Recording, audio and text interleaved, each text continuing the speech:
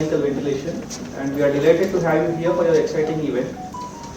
Mechanical ventilation has been a vital intervention that saves many lives and has changed outcomes drastically. However, it poses many challenges and risks that require constant learning and updating our skills. We have brought together this conference. We have brought together experts, researchers, clinicians, and educators to encourage us and to give it as a new learning tool for the delegates for the conference.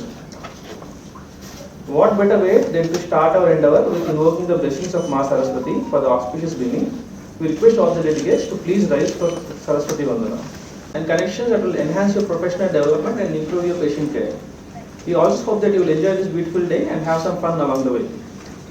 Before we start our first session, I would like to thank our patrons, Dr. Pavan Gorikandi sir, Director Yashoda Hospitals, and Dr. Lingaya sir for their constant encouragement for this conference. Without them, this event would not have been possible.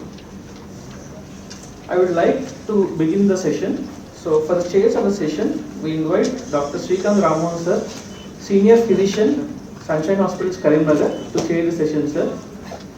Thank you, sir. We request Dr. Praveen sir, Senior Intensivist, Karimnagar, Director of Critical Care Services. Thank you, sir.